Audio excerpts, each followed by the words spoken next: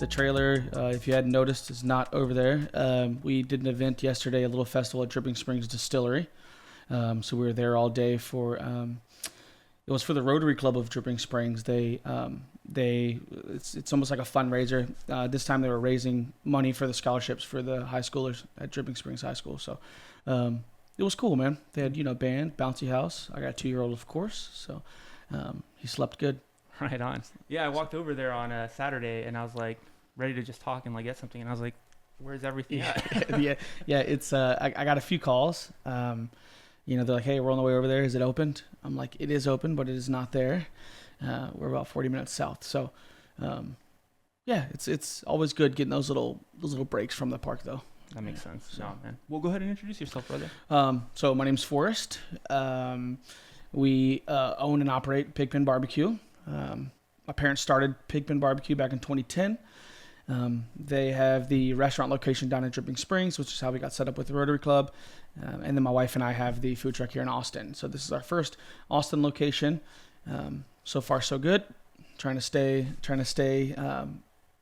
in the float with the other kind of bigger names around, but I think we're doing well. Oh yeah, absolutely. I mean, one of my favorite spots to go to. Right. I'm lucky to have it right next door, honestly. It doesn't get closer than that. No, I brag to everybody. It's like, what more do I want? Like, I got the best barbecue right next door. Oh, there you go. There's nothing better, especially living in Texas, Yeah, man. Yeah, totally. So, we've been doing this. My wife and I have been doing this now for a few years. It was never a plan of ours, but it was one of those things where the door had opened and it almost made sense not to kind of drop what we were doing and go through. So here we are, and we got some big stuff coming up. So right on. What's it been like operating that food truck here? You've been here for what, 1 year, right? We are just around that 1 year mark. Yeah, we moved in over here last November, end of November, beginning of December. So it's good. It's definitely a shift. Like I said, we're right down the street from Terry Black's. Franklin's is just a stone's throw away. So it's actually pretty nice being next to those guys. They are very popular, very well known, so they'll kind of bring in some of the outsiders, and we'll catch a straggler or two every now and again and suck them in. So it's been good. Yeah, that's awesome. Well, I mean, you guys do a great job. I mean, even just the way you interact with like the customers, right? From what I've seen, you're even just giving a little piece of this or a little piece of that, so they can taste it while they're waiting. I think that goes a long way. I think that was one of the things that really sucked me in, was just how you approached the relationship with the customers, right? And then of course the incredible food, right? That sealed the deal. Right. Yeah, man. We, my wife sometimes will get on me, about the amount of samples that I give out. Even if I could just catch somebody walking by, even if they're going to get this food or that food, hey man, you want to try this? Just kind of plant that seed, and one day it'll grow. But the customer interaction is really, really big for, my wife and I, specifically. Even if people don't eat, with us, it's still, people will remember the small things, right? Like a little sample here, even though they're eating something else and they don't want barbecue. So we take the customer interaction very seriously. So. And it shows, I feel like, just again, like I said, your approach, and even just the way you treated me, like when I was just going over there and you didn't know who I was or anything, you were just nice to me. Right. And that is instantly what hooked me. Nice. And from there, it was just all the great food. So no Awesome. complaints there, man. So tell me a little bit about Pig Pen and how it all got started originally. Yeah. So my parents, Bill and Michelle, started. They started kind of dibbling and dabbling in the barbecue world when they lived in Lockhart. They lived in Lockhart, and then shortly thereafter moved to Dripping Springs, the Wimberley area. It started out as a food trailer. We have two food trailers. We have this one that's here right on the street from us now. That used to be kind of the prep trailer.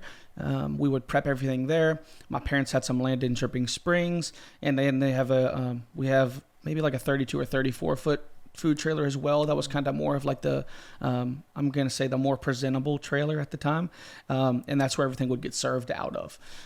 So they bought a house. It had a good amount of land, cleared out the land, and started, if I'm not mistaken, the first and or only food park in Dripping Springs. They got started there and were able to get this little conglomerate of other food trucks. They had everything from like Thai. They had I believe they had like a snow cone truck, tacos, all that kind of stuff. So, they did that for a number of years, and that kind of took off pretty good. And around the pandemic time, there was a small restaurant in Dripping Springs that became available. Purchased that, and here we are, man. So they all credit to them. They started this, and we're just hoping to keep it going. So keep it going and keep it growing, right? That's it, man. Yeah, I love that. How did it feel when they were like, all right, take on your own spot wherever you want? What does that look like for you? Yeah, so for me, this is my first kind of entry into the food world. I'm a plumber by trade. That's what I did for the better part of 15 years. So I never really wanted to do food, right? That's never was my thing. I don't really cook a tremendous amount at home. All the credits to my wife on that one. For us at first I was kind of like, I don't know, we're comfortable with what we were doing. My wife was in logistics for a long time, and then I had the plumbing, so it almost didn't make sense to do it at the time.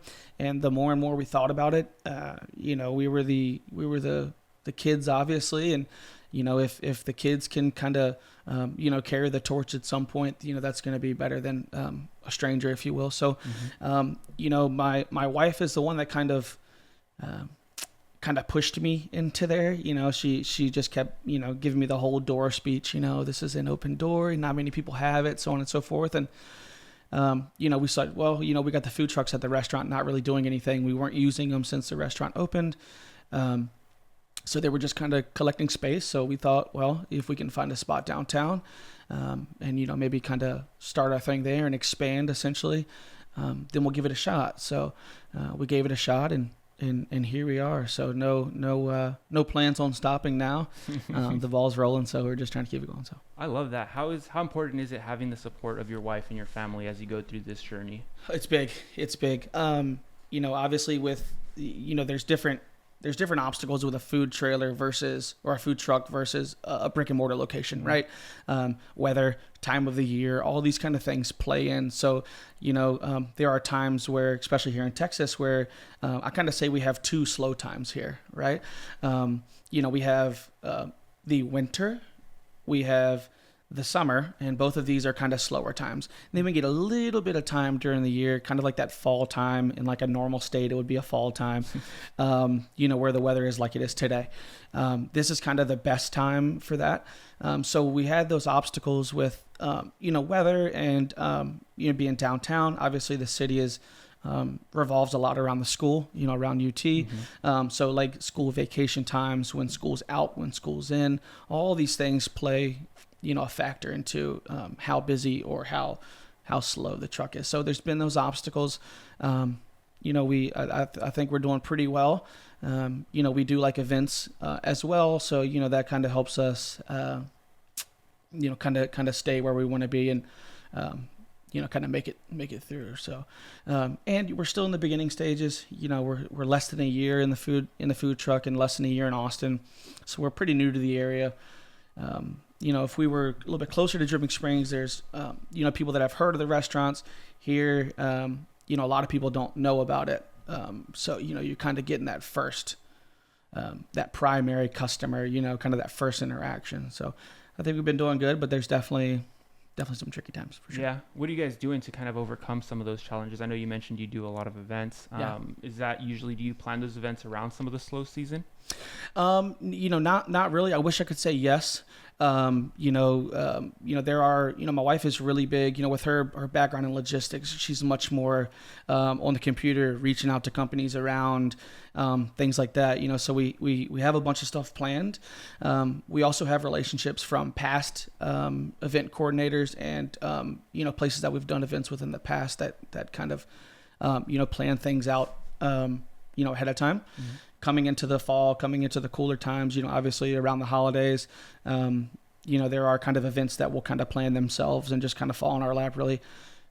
But aside from, reaching out to customers or reaching out to businesses or, homeowners or neighborhoods even, that's kind of the only reaching out that we do. But, normally we get events well in advance. We'll have an event scheduled, 4 months from now or something like that. So.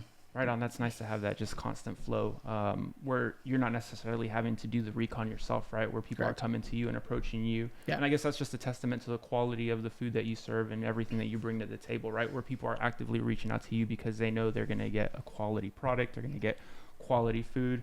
So that always goes a long way where you can kind of like, oh, okay, thank God somebody's reaching out to us and we don't really have to stress too much. Are you guys participating in Austin Food Week? Austin Restaurant Weeks, we are. There you go. Yes, we are. Every meal that we sell, they donate $3 to the Austin Food Bank, so that's cool. So we got a nice large amount of food for the cost, so we are in that as well. So we've had quite a few orders so far, so it always feels good to kind of give back. So we are in Austin Restaurant Weeks, which was a blessing. Of course, that's another kind of just kind of natural expansion or natural visibility to new customers, that might not know about us.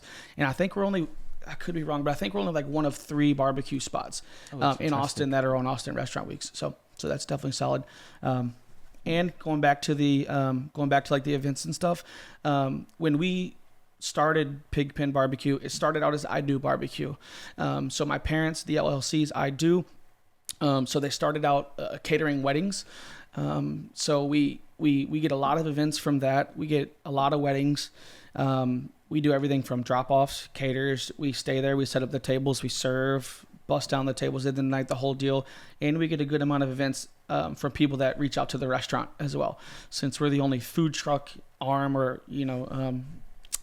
since we're the only food truck arm of Pig Pen, obviously we can't take the restaurant somewhere for an event. So we'll get those too. So we're definitely getting a good amount from the restaurant as well. So. That's so nice, right? To be able to just take that mobile approach as well and just be like, right, yeah, we'll pull up to your event. We'll have everything you need. Don't worry about it. We're there for you. Yeah. That's huge because then, you can also funnel traffic back to the Dripping Springs location, right? And you can funnel traffic from there over here. Yeah. If somebody's visiting Dripping Springs, like, hey, we're also in Austin, so you never have to miss out. Exactly. And that's wonderful, especially now, like right as we get into the ACL season and everybody coming into town. That's a great time to just make sure that you're getting in front of new customers, right? Like that's the hardest challenge with any restaurant is bringing seats back.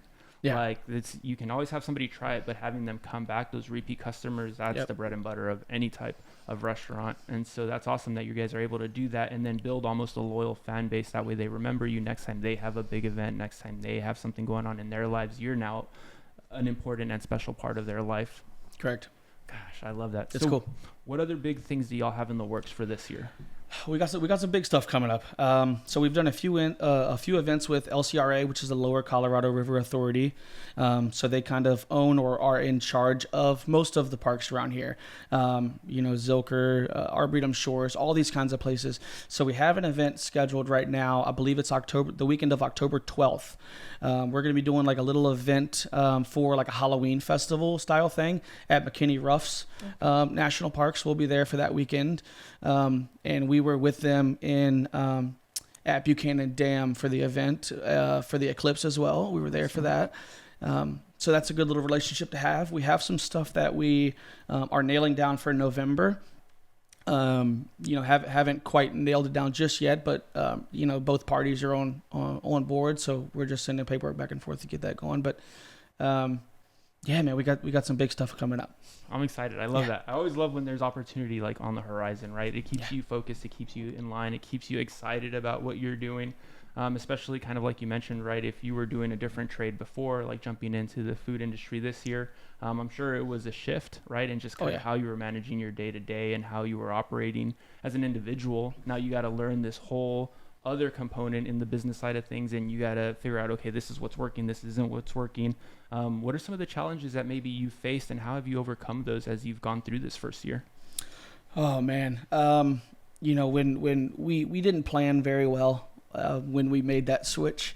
So one of the biggest things was just kind of getting back to that kind of financial stability that we were used to.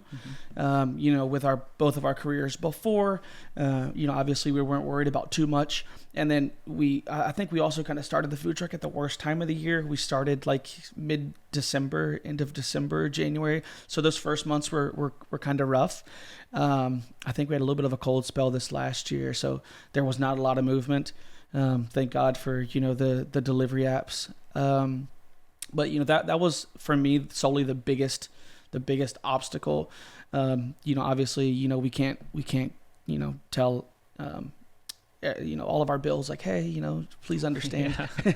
So the financial difference at first was the biggest one for me.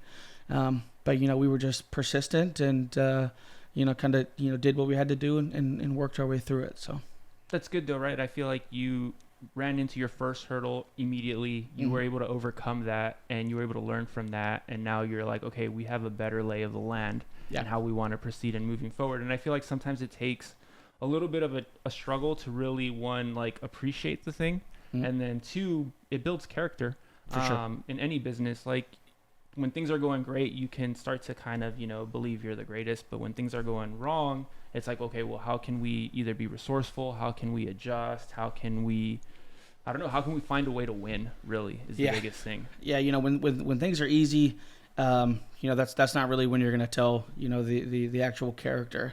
It's when things get tough and the panic begins to set in, is when you'll really see, are you gonna fight or flight, Yeah. So.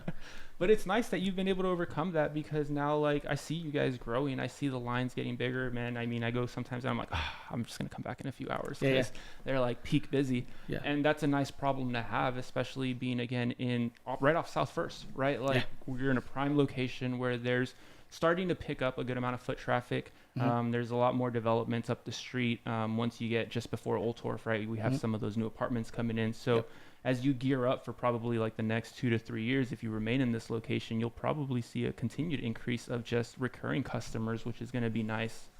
Yeah, I mean, with I always say, South First, being so close to South Congress, a lot of people think, oh, we're so close, we're going to get so much traffic from South Congress. But, people are going to eat, or people are going to do things that are close to the things that they're already doing, right? So, like Home Slices over there, obviously all these other big names are over there. But if you're shopping right down the street and there's a place a block up that you can eat, why go, 4 or 5 blocks the opposite direction to catch something? So, I have noticed an increase. The apartments or condos, whatever they are, if they're apartments, they're extremely nice. When those get finished, that should have a good amount of traffic. And also now the neighborhoods that are kind of on the Gibson side of South First, which is kind of right in front of us now. This park has been, I'm going to say, dead. It was dead for a while. It's had kind of its different rotations or different groups of trucks in there, but now the group of trucks that we have are all super solid. And we all kind of have our own kind of customers and fan base is a bad word to use, I think, but people in that neighborhood are starting to think like, oh gosh, that food truck park is up and running again. So now we're getting a lot of customers from across the street, people that have lived there for years and years, and say, man, we never knew this was even a food park. Oh man. So obviously Torchy's was there. That was a huge one. And once Torchy's left, that stability was kind of gone. There was an issue with hours people were actually being opened. Now our group is very solid. I believe everybody's there when they say they're going to be there. They're supposed to be there, and we're starting to get that return customer. So, and I think we're like a 10-12 minute walk to Arboretum Shores. So every now and again, we'll get a little pack of groomsmen, or a little bridesmaid party or something, stagger up, and we still get customers from South Congress. So I think South First is on the up and up. I agree. So, you hit the nail right on the head. It's like that was a very quiet food trailer park for a very long time. Like there was not a lot of movement, and now it's like just the redesign that happened, moving some of the food trucks up closer to like the front of the street, and even just having places that are open. Sometimes there was a few food trucks there that just weren't open, and now they're no longer there because how are you going to make money if you're never open? people are going to try a couple times, you know, and Google kind of has its own faults with hours and stuff, being correct. But again, that kind of falls on, the actual business themselves to stay on top of it. But a customer is going to go somewhere. They're not going to keep going and going and going. If it's closed, 2 or 3 times they drive by, that's probably it for that. You know what I mean? So, when we came in, us, Little Nishi, and Los Galenes, Media Taco, we all moved in kind of the same time. And everybody, we, once or twice a month, we have a vendor meeting. Everybody gets together and we're like, hey, look, this is what we need to do. And the first meeting we had, the topic was we have to be open. My wife and I have lived South Austin here for a while. And I don't think I ever saw, there's a Highway Hibachis here, and Bananarchy, but the 2 trailers are so spread out in the park that when there was no trailers in between them, like Eggman, Nishi, us, and Birria Taco, it was just like an empty lot. If you knew those 2 trucks were there, and people wouldn't really stop a bunch, so now we're consistency is definitely paying off. So, and our vendor meetings are helping. Once we all finish kind of jumping down each other's throat, everybody seems to work well together. So. Well, it's nice because you guys are so diverse, I think, in the selection of food you provide. So there's no real heavy competition. You're catering to different needs, different customers, and I think the fact that you guys are coming together as a collective only makes you stronger, because then you can talk about best practices. You can talk about, hey, what's been working for you, what hasn't been working for you, and then you can try things together as a unit, right? And that support and camaraderie really goes a long way. I feel like how instrumental has it been since you guys have started having these meetings together, and what things have you learned from some of the other food trucks? We've learned quite a bit. The meetings have helped everyone out a ton. Just getting on the same page. When you're in a truck or you're in a trailer, you tend to stay in that truck or trailer, and you see the other guys through passing. Mm-hmm. Since we started. Well, and then that kind of creates everybody kind of doing their own little thing. Yeah. Then it makes the park feel real choppy. It makes it feel kind of sectioned off from one another. So, once we started the meetings, everybody's like, hey, look, this is what we're going to do. This is what's acceptable. And this is what's, unacceptable for lack of a better term. And, everybody, got on board, because at the end of the day, success is kind of what we're going for. If we can build friendships during that time, great. If not, at the end of the day, I just need to make sure that my business does well. And, I hope that everyone else's business does equally well. So they've been extremely instrumental. For us, the biggest thing is marketing.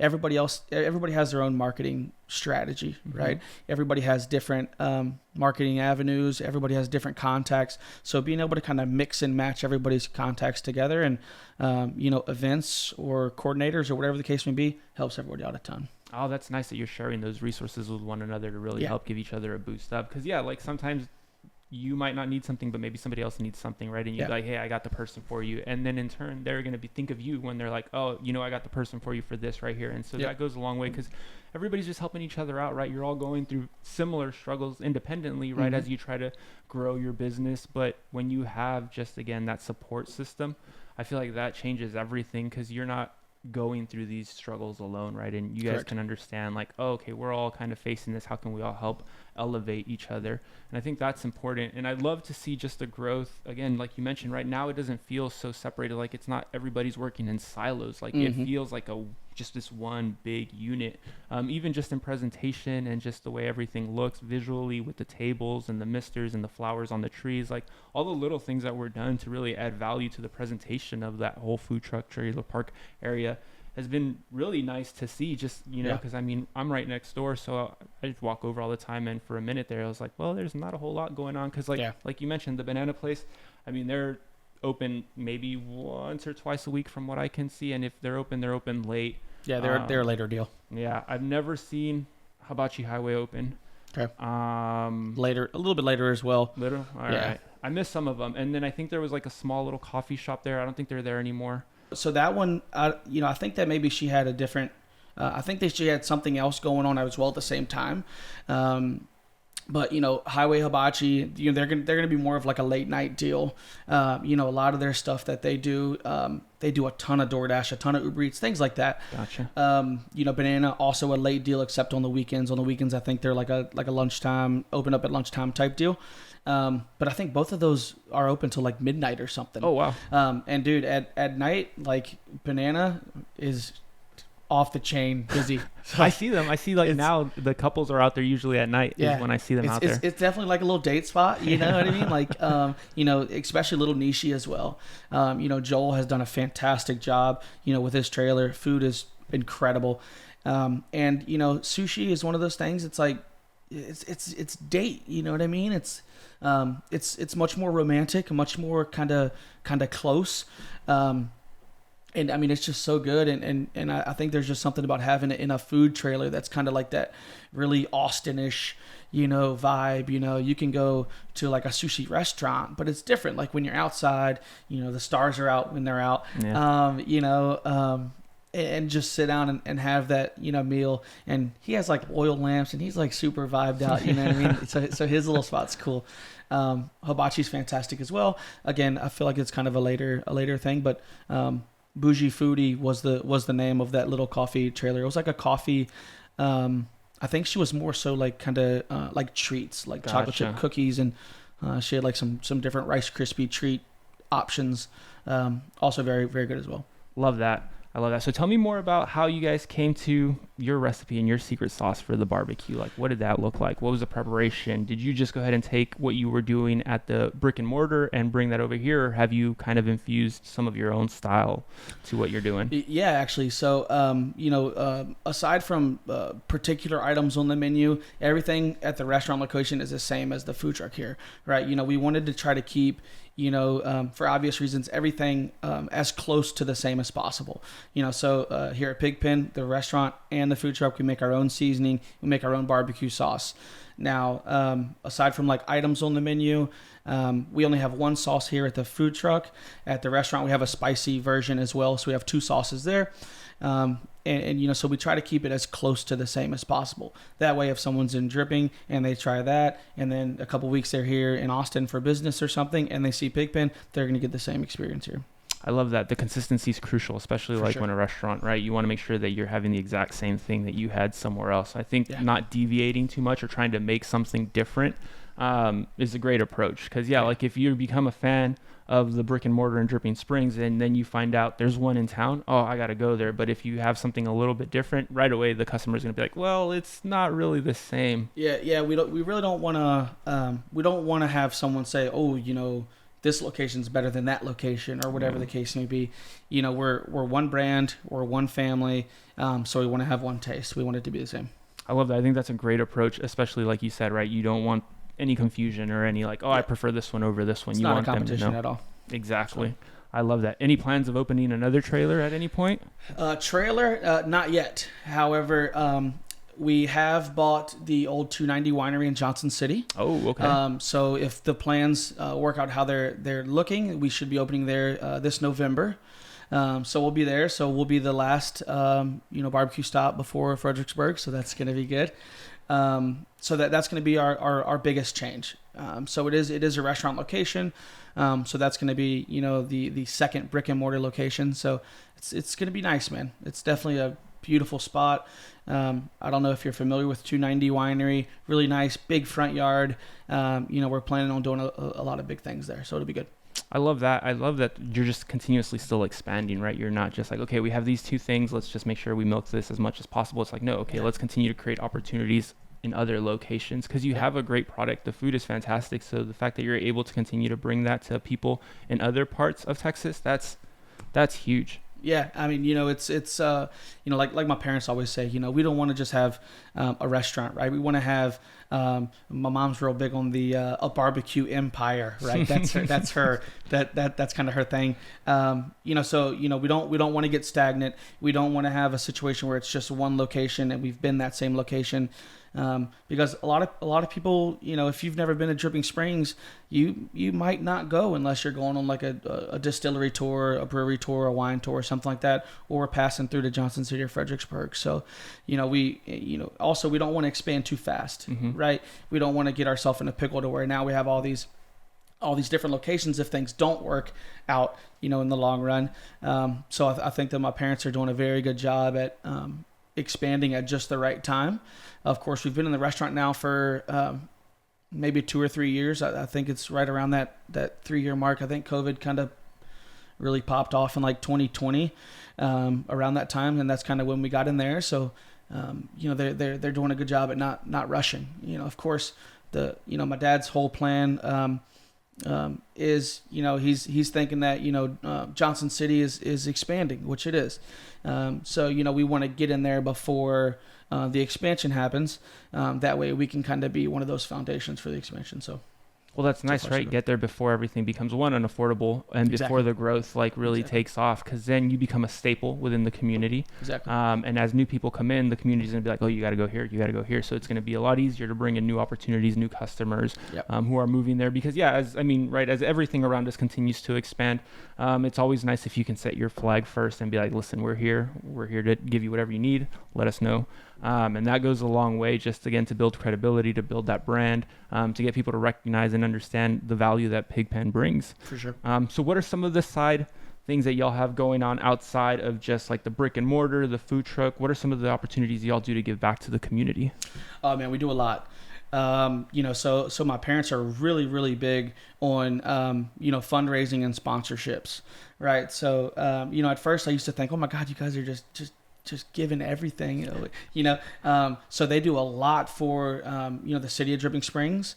They do a bunch of stuff for Dripping Springs High School. When we did the Rotary Club, of course, we are, that event is, raising money for high school student scholarships. And then any food that we had left over from there, we went ahead and just gave it to them, and they donated it to all the EMS stations and fire stations, kind of close by. That's awesome. Here at the food truck, we don't throw any food away. Any food that we do have, left over or something like that, my wife and I just hop in the car and we'll drive around and, find kind of these areas where people are,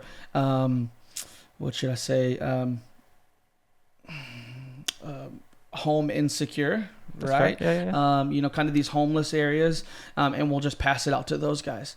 Obviously we don't want to do it right next door to the food truck. We want to kind of go out a little bit further. So we're really, really big on giving out and giving stuff. I'd much rather, give food that I'm not going to be able to use again to someone that has no food than to, save my gas in the car and just throw it in the trash. No, so, that goes a long way. We're all about that. That's a great way, just shows the character, right, of like the people that are working there, right? It's not just toss it and just let it go to waste. It's like, if you can help somebody out and lend a helping hand, then mine as well. And so I think that's probably another reason why you guys continue with success, right? Like, everything you put out comes back to you. So if you're putting out good energy and you're helping others, that's going to find its way back to you. So I think it's important in the fact that you're proactive about it and that your family's proactive about it, and they go out and they help the city, especially the city that they're living in and they're trying to build their business in, right? That comes back tenfold. Yep. And so it's the nature of the beast if you can just go out there and be helpful. That's it, man. Good karma is the best karma. Yeah. Right? So, any that come our way, we'll take it. I love that.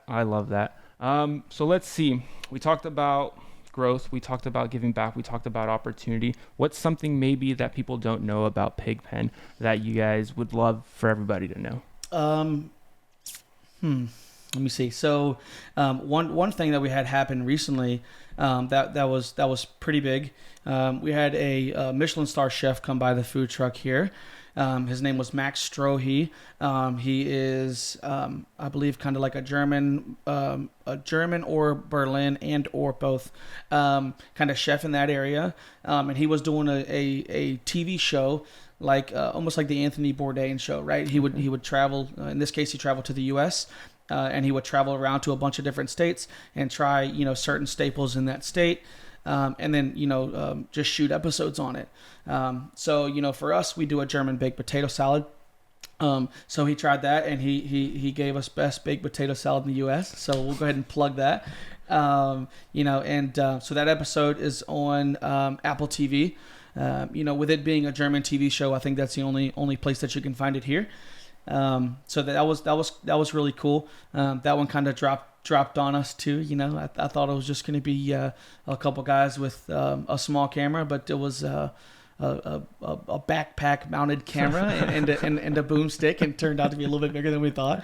So we'll take that. He shot some stuff in Houston, I believe. I don't know if it was Goldie's or Smitty's, one of those guys.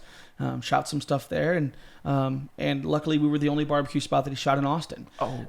So shout out to Max, for plugging Austin in there, and we were grateful for that. So we'll take it. Well, what a huge opportunity, right? Especially in a city like Austin, like you mentioned. There's a lot of food trucks. There's a lot of barbecue. There's a lot of good opportunities for people to get some really good barbecue. So the fact that they only featured you guys is huge. Yeah, I didn't when they said that, I'd been in talks with the producer after it was shot. Took a couple months, because I was obviously texting like, every other day, like, hey man, just checking in. I just want to see how I look. But that's my phone. Sorry, but really at the end of the day, I was trying to see. I wanted to see the episode. Right. I wasn't sure. I know they were there. They were at our trailer for like an hour, 2 hours or so. They tried everything. They shot inside the trailer and all that kind of stuff. And after I found out, or I was made aware that we were the only one in Austin, it was kind of unbelievable, because we have phenomenal, Rolling Smoke and KG Barbie. I mean, come on, man. These places are phenomenal. For them to, pick us to try us, was a huge blessing. So that was awesome. I love that. So you said the show's only available through Apple TV on the German side of things? No, so I have the link. We were able to track it down, and actually, funny enough, the way that we even realized that it had been published came out was there was a family, a German family. Every year they said that they travel to another country. They saw the show and picked to come to Austin, Texas to try the baked potato salad at Pig Pen BBQ. That's just no lie.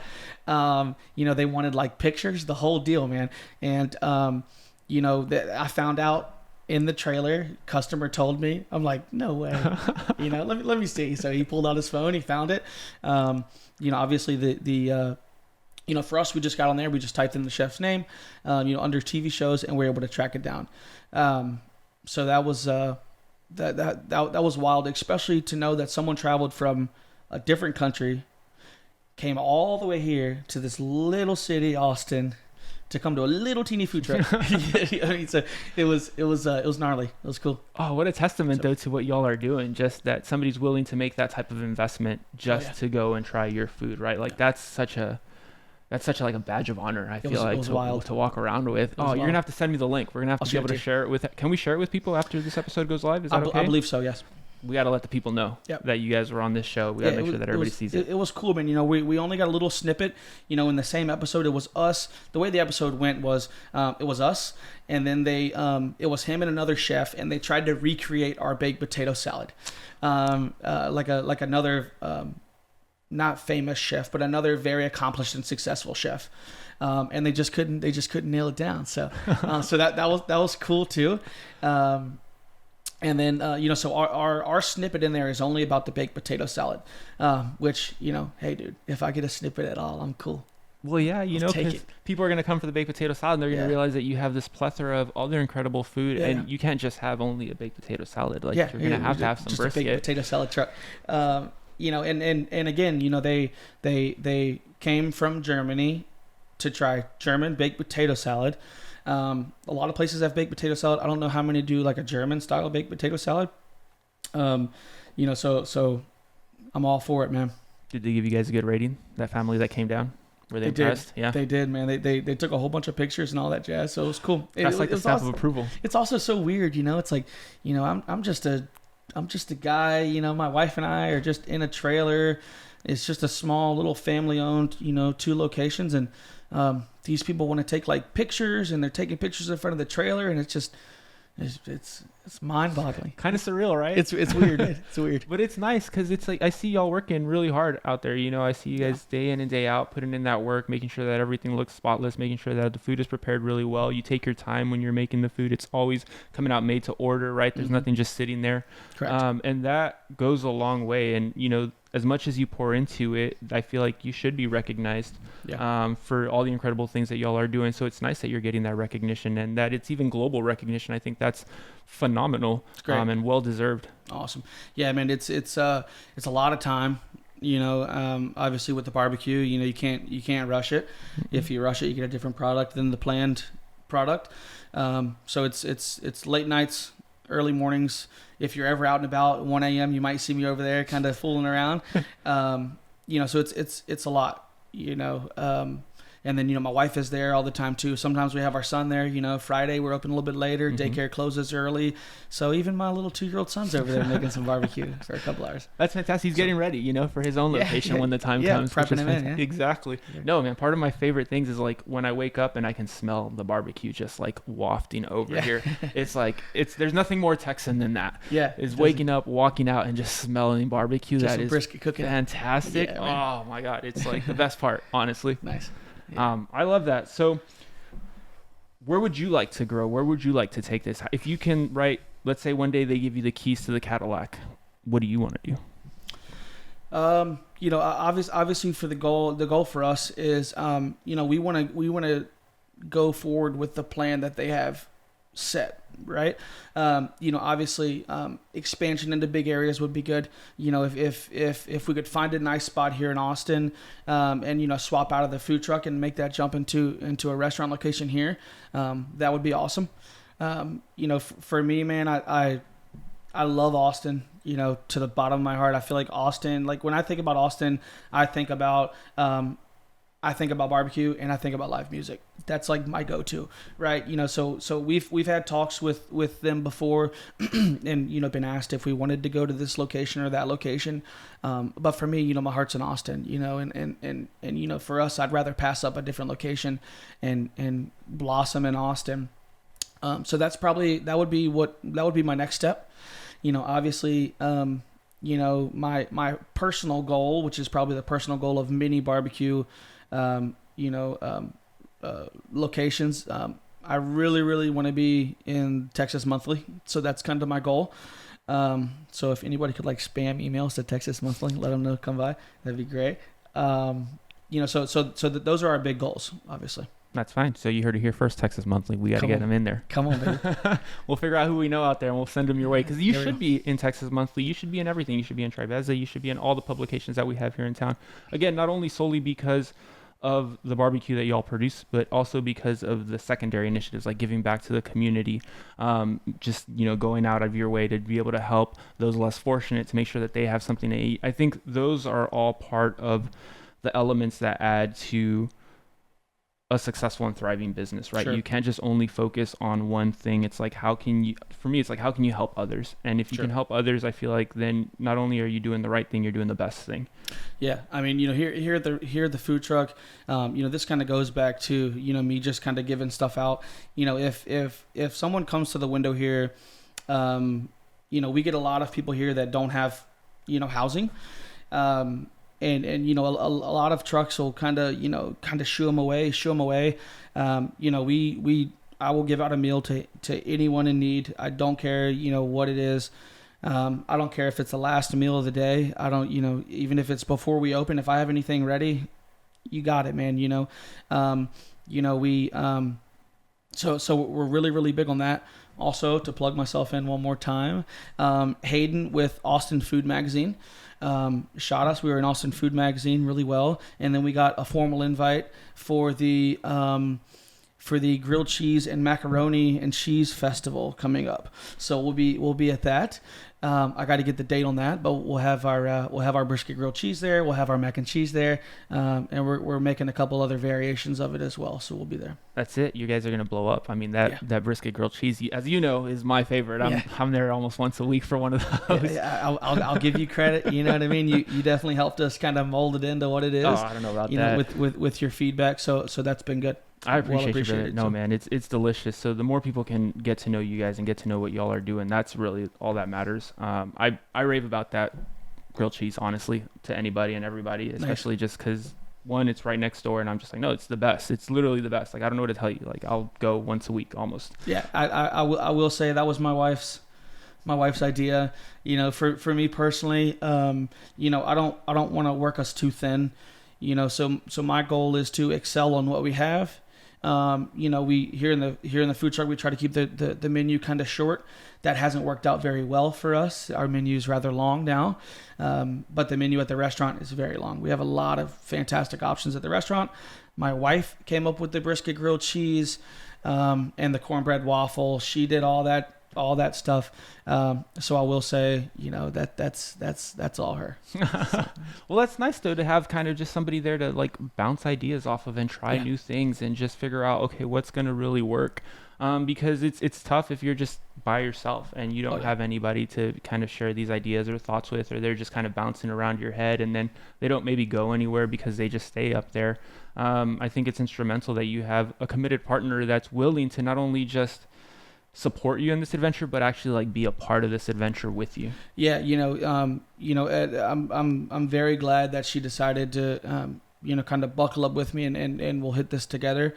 And when it's like your wife or a spouse or something, it's that trust is there. So whereas I would say, I don't really know if a cornbread waffle's it. It definitely sounds delicious. It looks delicious. But do we really need it?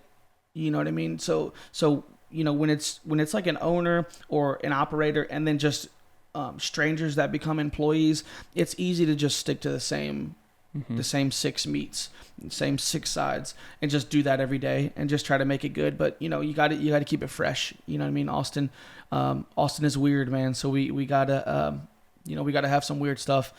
I.e. the cornbread waffle with the pulled pork. I thought it was extremely strange.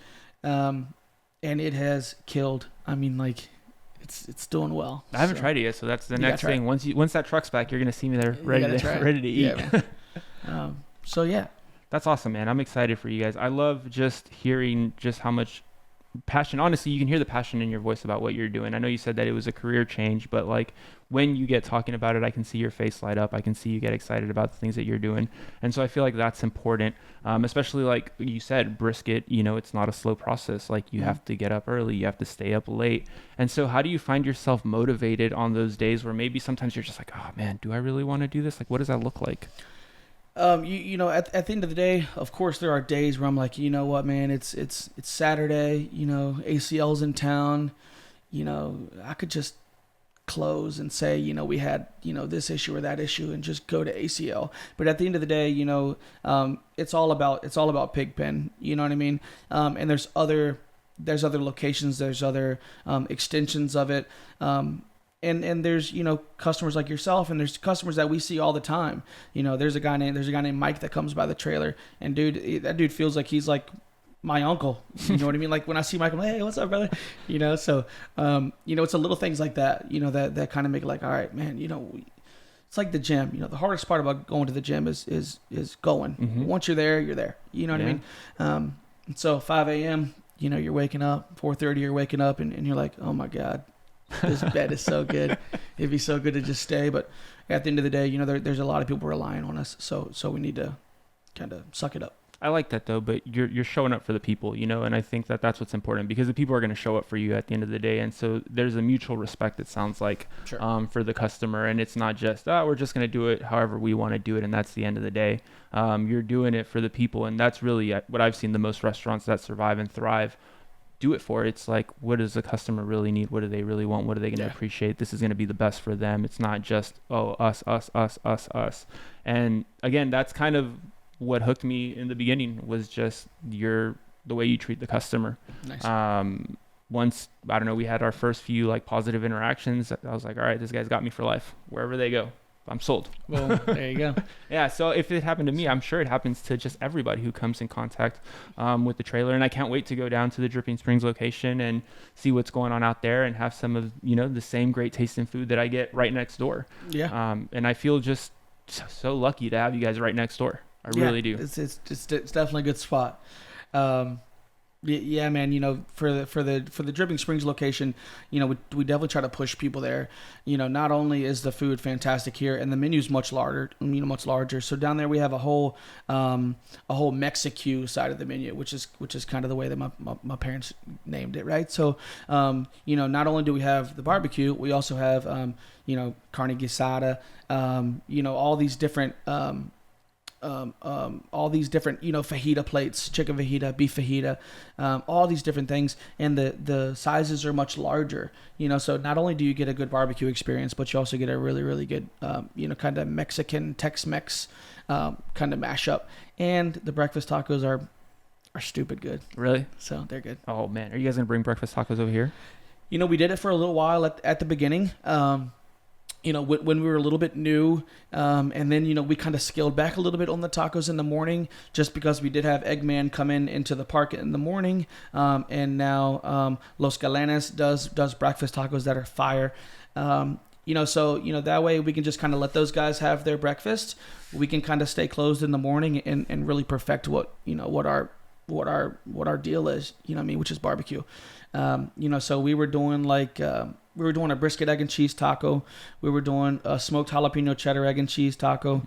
And then just what was the other one? I think we had a chicken taco. Oh God, I don't remember. But, all fantastic choices at the restaurant, man. They got a lot, we got gringo tacos. We got, the beef fajita tacos. We got, chicken fajita tacos. We got, oh my God, we got a taco called the EKG, which is stupid good. So you gotta check that out for yourself. I got to be in Dripping Springs for a wedding coming up, so I'm just gonna see if I can talk everybody to going down there for a little bit. There you go, man.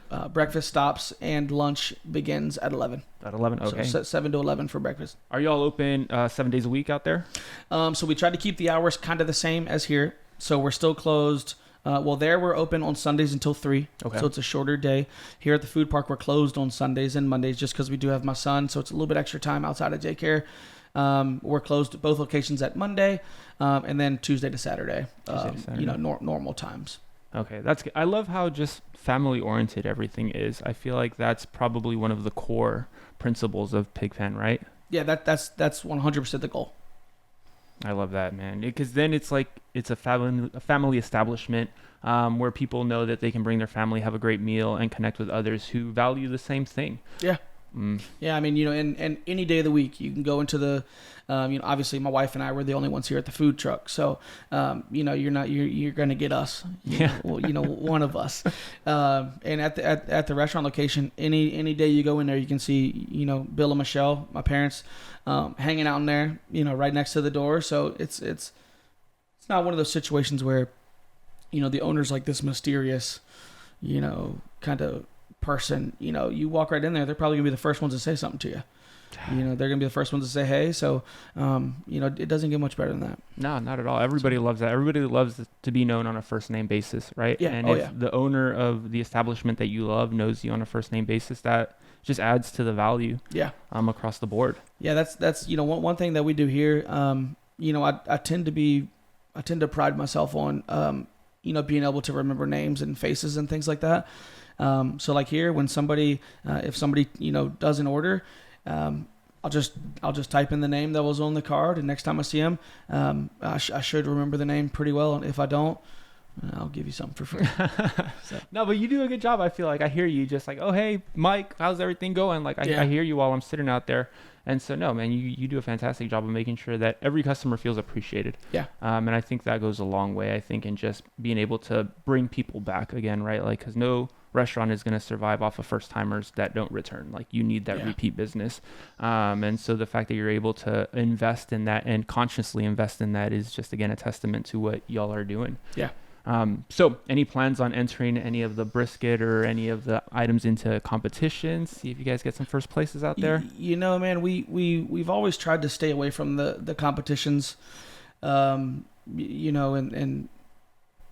personally, my thought is, if it's like a deal where it's like you don't have a restaurant opened, it's just something you do for fun, and you go in there and you don't place, no problem. If you win, great. if you do have a business, and you win, great. If you don't, now it's like, oh, such and such was there and they didn't even place. So it's a slippery slope. I think we would do fine in it. It's not that I don't think that we would do good. I think we would do great. But we don't fool with it too much, honestly. Anything that we do, go along with, like the grilled cheese and macaroni and cheese festival, are more so just like festivals or just kind of fun things. There's no really type of,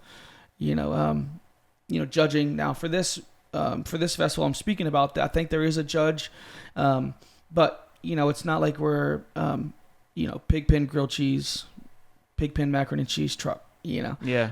If we do good, great. But it's just one item on our menu. That's not our, That's not our staple. So no, I think that's a good approach. I feel like, there's no real reason to be like overly competitive about it, right? I feel like, you have a good product, the food that you deliver is delicious. So there's no real reason to go out there and have to compete. I know a lot of the companies here in town love to compete about like, oh, we have the best this, we have the best that. So I think it's a refreshing approach that you've taken to not try to force anything. Yeah. I mean, we, like I said, we try to stay away from any kind of real competition. Anything that we're going to do is going to be, strictly kind of for fun and, for the community. So that's what we're all about. I think that gives you more flexibility though, if you're doing things for fun, because it keeps you passionate about it. I feel like when you're like stressing over, oh, I hope we win, I hope this is first place, it takes a little bit of where things come from, right? So it's a different mindset, it's a different energy, it's a different approach. And if it's just fun and exciting, and I don't know, it seems more stress-free and carefree.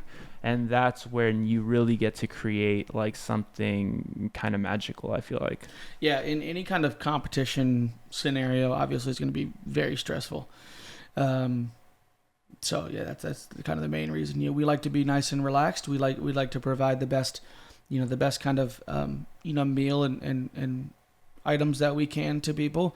And the best way to do that is stress-free.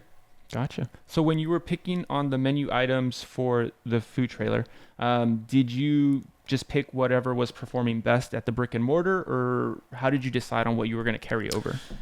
So it was kind of a mashup of a couple different things, right? So obviously we want to take things that we know are popular. We're going to take things that we know you have to have, right? Like the brisket, pork ribs, of course. Chicken, we do smoked chicken thighs, we do a smoked chicken or smoked turkey breast. Those were really, really big as well. And then pulled pork, so we just kind of took, most of the meats from the restaurant. There are some things they do there. They do like some different, a couple different Wagyu items. They do like a smoked picanha, which is like a Brazilian cut of meat. So they have kind of their little test items that they do, and same for the sides for us. We need macaroni and cheese, right? We need the baked potato salad because it's a hit. Mm-hmm. They have a mustard potato salad at the restaurant that we don't have here. So we just kind of went through the menu. We took the things that you absolutely have to have for Texas barbecue, and then mashed it together with the things that we're doing the best. One of the things, when I go somewhere, this is kind of off topic, but one of the things that a lot of people tell me, and something I do as well, is when I go to a new barbecue spot, I like to try the turkey, mm-hmm. right? Not even mostly because I'm probably the pickiest person on earth, but the like when you smoke a turkey breast or you something like that, it is so finicky. That line between just done right and very moist versus dry and done right is so thin. So I do want to say that I believe we have the best smoked turkey breast. Yeah. A lot of people say, man, I got to try the turkey and then I'll get some other stuff. A lot of people, including myself, we like to do the turkey. We like to try the turkey because if you can do a good turkey breast or you can do a good different part of the turkey, the other stuff's probably going to be pretty good too. Right? It's a good litmus test. Yeah. So, so the turkey's real big for us. I absolutely love the turkey. I'll put it on anything. So super solid. I love that. What have been some of the things in this first year of operations independently that you've learned? that have just been new that you didn't see coming, that you were like, oh, this is just, I don't know, I never thought about this? Definitely the whole kind of food scene in Austin. You know, coming into it, obviously I knew it was big, but you know, once you get in it, you know, you really don't understand how big and deep everything really is. Really? You know what I mean? Like, even anything from, you know, just the connections you make, how many people know each other, you know, that kind of thing. So that was probably one of the craziest things for me, was just seeing how crazy the food scene actually is in Austin. Really? Have they received you like with wide arms? Has the community been just kind and motivating? Or the community has been fantastic. Everybody, you know, we really pride ourselves on, you know, like we were speaking about earlier, kind of customer interaction. You know, and you know, kind of when you give somebody that, you know, that top tier customer, you know, kind of relationship, people love that, you know, and you know, people come by all the time. Hey man, you know, we were here a few weeks back and we moved out of town, but I had to come back and get some ribs or whatever the case may be. So, the community is awesome. Couldn't ask for better. That's fantastic. Has the brick and mortar adopted any of the things that y'all are doing at the food trailer? Yes, actually, you know, they really like the brisket grilled cheese idea, so they do that. I believe they do it with like a chipotle mayo on theirs. You know, they my wife came up with a smoked bacon ice cream. So it's the piggy tails that we do, the candied bacon that we do So good. in a homemade maple and vanilla ice cream that my wife does, that my parents tried to steal, gently tried to steal that, you know, but they let us have that one. So yeah, that's kind of the biggest things. Yeah, man. So I think they're actively doing the brisket grilled cheese. My wife started a spicy BLT with some of that bacon on it, on just a big thing of sourdough, which is super solid, that they enjoyed as well. So we'll see. That candied bacon is phenomenal. You gave me 2 pieces a few weeks back when I ordered some of that grilled cheese, and I just went ahead and just put it right into the grilled cheese, and I'll tell you what, it was fantastic. Yeah, that I got to give that credit to my mom. That's kind of her thing. It's crazy the amount of people that come by, and you know, I ask if they'd like to try some. Yeah, that's going to be kind of our cheaper meat, so it's a lot easier for me to kind of pass that out as samples. And man, you'd be amazed how many people are like, I've never heard of candied bacon, or I've never had candied bacon. I'm like, dude, try this. That was me. There was the first timer right there when you gave me a piece, and it was just, yeah, it was sweet, it was savory, it was a nice bite, a nice crunch into it. No, the fact that you're just giving that away is, you know, people need to never pass up on that when they're there. Yeah. You know, like you get 2 different reactions, right? You get the people that say, how could anyone say no? Right. And then you get the people that are like, no, I'm good. You know, so if you get a couple and one of them says, no, I'm okay, you know, and the other one says, sure, I'll give them 2 pieces.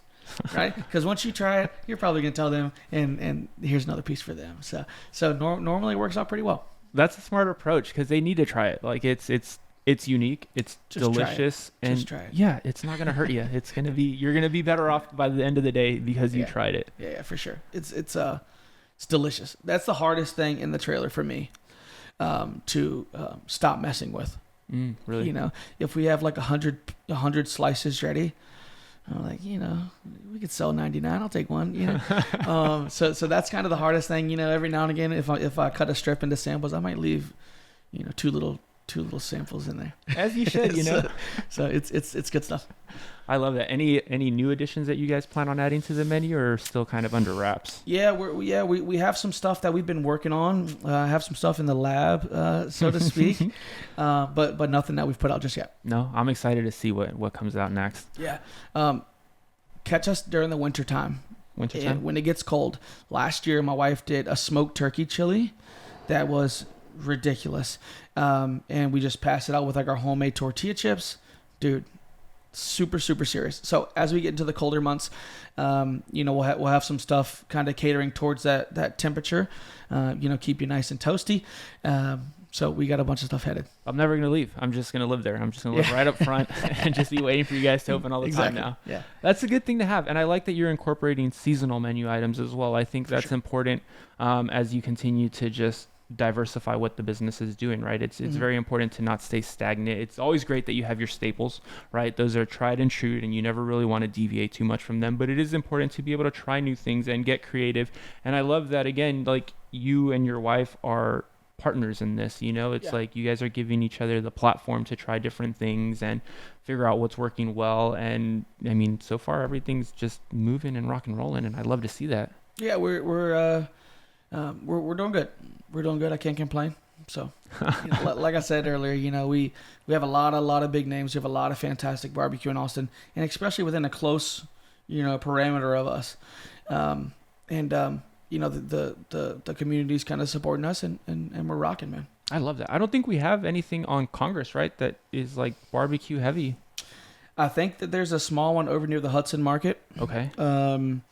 I think it's like a food truck. I think it's Big Vinny's, maybe. Right on the corner. That's right. Right on the corner, yeah, right over there. But I think that's kind of the only, I want to say that's the only one on Congress. You know, of course, as you get over towards like Barton Springs, you know, there's some other ones. Obviously, Terry Black's is right down the way here. But yeah, on Congress, I don't think there's any more. We got to find a way to get all those people that are on Congress over here, because I feel like there is great food. Don't get me wrong, Congress is a ton of good food. Like you mentioned, Home Slices right down there. What else is over there that's fantastic? There's a little cantina place on the corner that I've wanted to try. I think it's like either a block up from Allen's Boots or a block down from Allen's Boots. Can't remember the name, so apologize for that. It's a little cantina place, super cute little place, nice little vibe that I've wanted to try. I've heard very good things. Okay, I'm gonna have to check that out. No, but I mean, I feel like that's a great opportunity, being like one of the only few barbecue spots like in this little radius, you know. It's very good.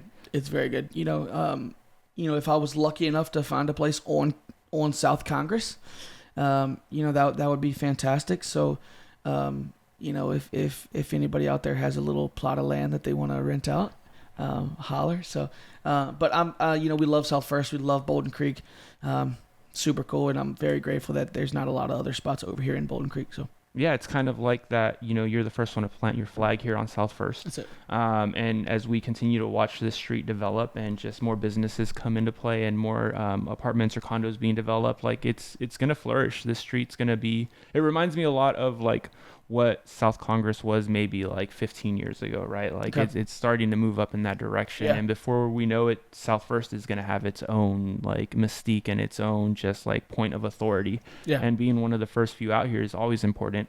So I'm lucky to watch you guys grow and be able to have you guys next door. Yeah, man. Yeah. You know, we're very grateful. I also feel like this little part of South First that we're in, you know, after the school, you know, there's not really much in between, you know, kind of Gibson or El Mercado until you get to like the park or you know, Barton Springs right there. So, you know, I feel like our little chunk of South First that we're on is very small. You know, obviously, you know, you're here, we're here, El Mercado, Gordo's, Snarf's is stupid good, and Maribu Coffee. And then after that, it's kind of... It kind of fizzles out a little bit. You know, obviously like Fresas and stuff like that is there, but we're so small compared to like South Congress. So I think for our size, we're doing good. Yeah, it's a hidden gem that like the more people know about it, it's going to blow up. And I think that's what's exciting. It's always nice to see just like undeveloped potential. Oh yeah. Like you can see where the trajectory is going. You can see the opportunities that are going to come y'all's way, and just to be right at the forefront of that is huge. And I'm excited for y'all. Yeah, we were very grateful to get in it. You know, before the getting got good. So yeah, we're here. But you guys are a big part of why it got good. I feel like, you know, it took all of you guys that are in that little community now to really turn it into what it is. Because like we mentioned before, it was like you had one or two things. They were kind of open here and there. It looked kind of empty. The presentation wasn't as nice as it is now. Like even now, everybody has their banners up front. Everything just looks very clean. It looks very professional. It looks very sharp, and everybody is doing their best to make sure that it stays that way. Like, yeah, like you mentioned, like the Eggman, he's doing a ton of great things. He's always bringing in new opportunities. Little Niche, he's fantastic with the Tekamaki rolls. Like those are great. And so it's just, I don't know if you haven't been to this part of like Austin, you need to go today, tomorrow, yesterday. Like you got to get there now. Yeah, just go now. Yeah, man. We're all have done a lot for the park. just kind of reviving it. I like to say, revived it from what it was after Torchy's was there. Of course, Dama Botanicals is there, you know what I mean? So you can go catch a little vibe over there. We have the Bolden Creek Bonanza that we do there. I don't know if you caught the Bonanza last time it was in. Cool little vibe, man. Bunch of little artisan kind of tents. People kind of selling their thing. We got live music every now and again. We have a DJ Samba, who comes by. His name's Anderson. Fantabulous. Brazilian DJ, awesome. We'll have him out in the mulch out there in front of our trailer. I don't know if you've ever seen him out there before. Mm-hmm. Also, super cool vibe, man. So we're definitely working on it, and we got some stuff coming up. So we'll see. What's the next event right there at the food truck trailer? What's going on next? I don't know of anything right. Within the near future. The last thing we had was a vegan truck move in, Conscious Cravings. They came in. They had they have their truck is a box truck, and the back of it was just plain white. So they had a graffiti artist from Brazil come, and they had like a kind of little event. She kind of painted this big Austin mural on the back of the truck. So go check that out. Nice little spot to take a photo. Kind of really trippy looking. And they had a DJ out there. They had live music. It was a little bit of a later night deal, but it was super cool, man. Really? Super cool. So we'll see. We've been talking to Anderson about getting it back over there again and kind of doing something on like a Saturday. We've been thinking about maybe something at night, like a Beats and Eats at night, something like that. We'll have the DJ over there, at night, just a bunch of different lights hung up in the trees and things like that. Just a real chill little deal. So, gosh, I love that. I'm excited about that. You gotta let me know once that happens, because I'll be right there. I will. Yeah. So for anybody who's just now getting into the business, what's some advice that maybe you can share with them? Maybe a few things that you learned that would help cut the learning curve. There's no rush. That's the biggest thing. People think that they're gonna come into it and they're going to be, Terry Blacks overnight, right? There's no rush, dude. None of these people, started doing barbecue, and next week they were popping like Aaron Franklin and Terry Blacks and Michael and them. So, just slow it down, man. There's no rush. Make sure you have, if you're going to be in a food truck or trailer, make sure you got a little bit of capital saved up at the beginning there, but. Events, my parents always say, like, man, events, you guys got to get this event or that event. Events are where the money is. It's a lot of money in a quick time, short amount of time, if you will. And so slow it down, breathe it out, don't rush it. If the food's not done yet, open a little bit later. You know what I mean? Brisket, slow and low. That's it, man. That was the biggest thing for us. We thought it was going to be like some, we open up and, we're going to have a line down the street. Not the case, and everybody gets that one break, or not everybody, but a lot of people will get that one break, and that's all it takes, man. So I read something on a very famous one here, downtown Austin, and he had said that like he never had a line around the building, never had a line down the street. It took one guy to come in. I think he was like a Michelin star chef or something, and said he had the best barbecue in the U.S. And since then, now he's like selling out at 2 p.m., 1 p.m. We pretty much probably both know who that is. So all it takes is one, dude. That, you got to have your stuff straight. You got to have your stuff right. And you never know who will be that one, That's good, though. Especially in Austin. Goddamn, you never know who's going to, friggin' Matthew McConaughey might roll up after a game or something. You know what I mean? You never know. It's true. You're absolutely right. Before here, we lived in a really small city in Virginia, and there it was like, yeah, probably won't happen. You know what I mean?